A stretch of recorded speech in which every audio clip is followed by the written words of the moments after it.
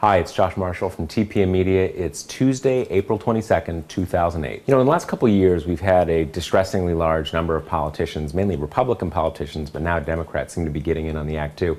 Politicians getting involved in sex scandals. Way back when, you've got Mark Foley, then David Vitter, Larry Craig, and most recently, our home state governor here in New York, Eliot Spitzer. Lots of these guys, when they're in a lot of trouble like this, are probably hoping that something's going to come up, it's going to let them get out of the jam, some little new piece of evidence, maybe something that will completely discredit their accusers or something. But pretty much as these guys' public careers are swirling down the drain, just nothing like that happens, with possible exception of David Vitter, who somehow or another is still in the United States Senate. But today we're going to bring you the story of a local Republican politician who really did find justice.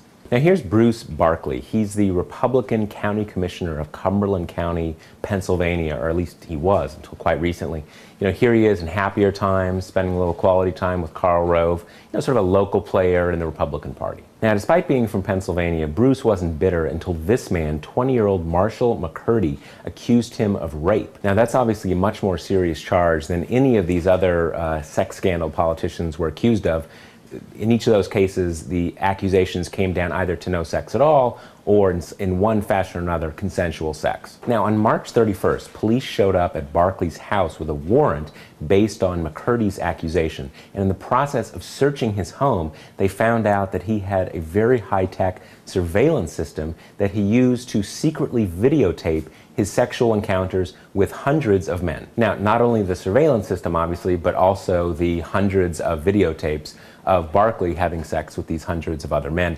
Now, eventually, under police questioning, Barclay admitted that on a weekly basis, apparently for quite some time, he'd been hiring prostitutes from a local website called harrisburgfratboys.com, which, by the way, in case you're wondering, is no longer online. Now, here's the kicker. Obviously, for Barclay, who's a local Republican elected official, finding the hundreds of sex tapes is really not a good development. On the other hand, among those sex tapes, the police did find the video, the video of Barclay and McCurdy having what appeared to be consensual sex. So that led to the charges against Barclay being dropped. And now it's McCurdy who's in a bit of a jam. He's looking at a possible 3-year prison sentence for making false accusations to authorities. Now, Barclay, on the other hand, he got off the false, rape accusation. On the other hand, he did have to resign as county commissioner, and now it looks like he might be facing some charges relating to privacy violations and encouraging prostitution. Anyway, we did want to bring you this story because it turns out that sometimes Republicans really are falsely accused.